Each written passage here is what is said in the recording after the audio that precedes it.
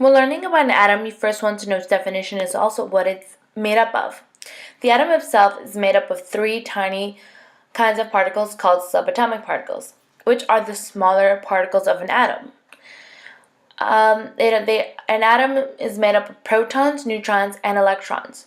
The protons and the neutrons make up the center of the atom, called the nucleus, and the electrons fly around above the nucleus in a small cloud. This will help you understand the law of constant composition, which is essentially it means that a given compound always has the same composition, regardless of where it comes from.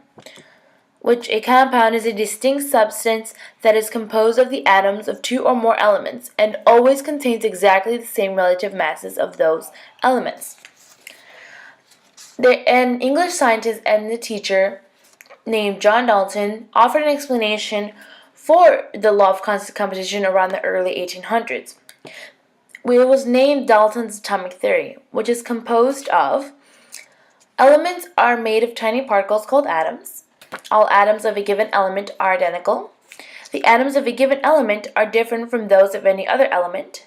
Atoms of one element can combine with atoms of other elements to form compounds.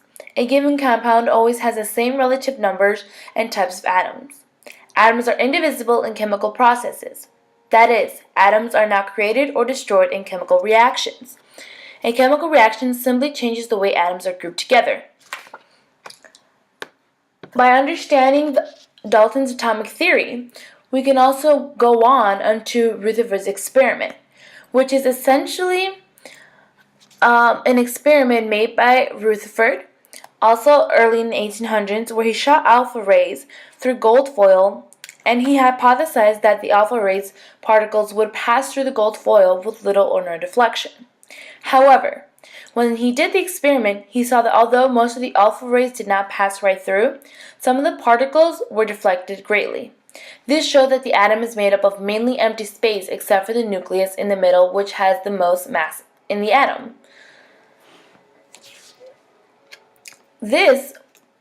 Understanding these concepts will help you understand further on for different type of family groups in the periodic table. But before that, you need to understand the chemical formula that describes a compound's composition. Because if you understand the compound's composition, you will understand how elements are made up of compounds. And then from there, you would understand how a periodic table comes in. So, understanding the chemical formula for chemical compounds is essentially a concise way of expressing information about the atoms that constitute a particular chemical compound. It identifies each type of chemical element by its chemical symbol and identifies the number of atoms of such element to be found in each discrete molecule of that compound. The number of atoms is indicated as a subscript.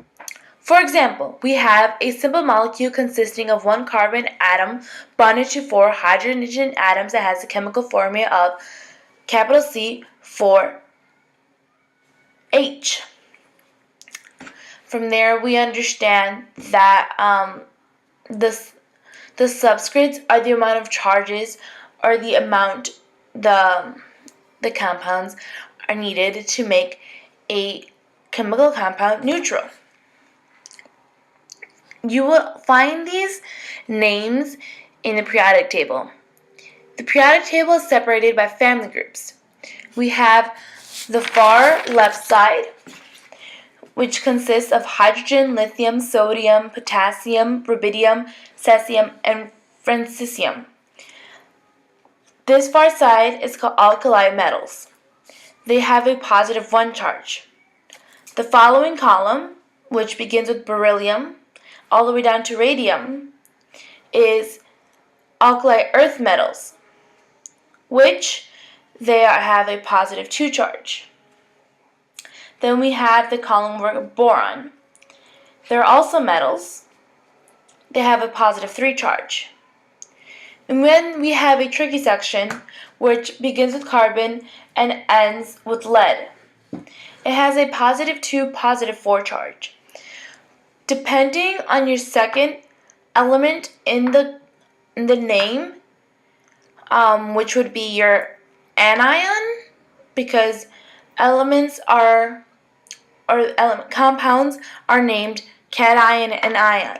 Cations are the positive charge, anions are negative charge. Nitrogen has a -3 charge, all the way down to bismuth. Then we have the other section, which begins with oxygen and ends with the fluorine, which is a -2. And then we have fluorine, all the way down to alcium, which is a -1. And helium, all the way down to radon, which is our noble gases. But from boron all the way to fluorine, those are our nonmetals. So from there, we can, when combining elements, we usually do one metal and one nonmetal. That would be your type 1 binary compound. Then we would have a nonmetal and a nonmetal, which would be your type 3. And then we would have a metal and a nonmetal, and the middle section of the periodic table, which begins with scandium all the way down to zinc. That middle section are metals that have different properties from the alkali metals and the alkali earth metals. That would be describing your 7 diatomics. When finding your elements and when you're looking at your name, it is easy to use the AZX symbol. A being the atomic mass, which is atomic mass units. Z being your atomic number, and X being your elemental symbol, which are 2 letters, 1 capital, 1 lowercase, that represents your element. For calcium, it would be capital C, A. And when looking at it, you can use the AZX method to easily find your number of protons, your atomic number, and as well as your atomic mass. So you have 40.078 for your atomic mass. You have 20 for your atomic number as well as your protons. And then you have your elemental symbol for calcium, which is capital C, A. If you're wondering, for electrons, the way you can find that without having to look it up is easy. You use the atomic mass and your protons. By subtracting the amount of protons from your atomic mass, you get your amount of electrons. Neutrons will always remain the same. The amount of neutrons and protons combined will get you your atomic mass.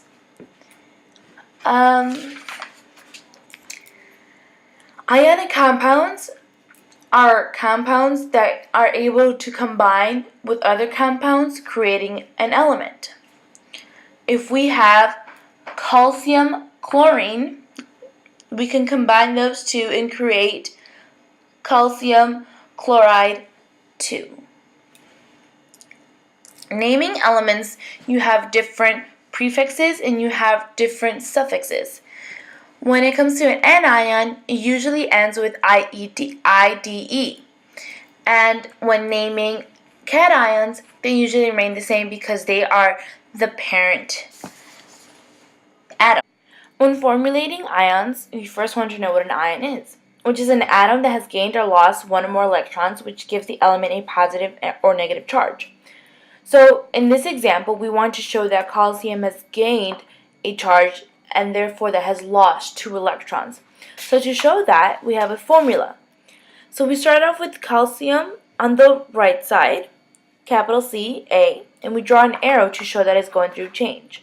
We write down Ca with a positive 2 charge plus a 2E, signifying the 2 electrons that are being lost. And then that is how you would formulate the ions that are being changed. That also goes with isotopes, for the reason that isotopes have the same element but have a different charge. So calcium originally has a positive 2 charge, but if we changed it and we made it a positive 4 charge, it would be an isotope, for they are the same element but with different charges.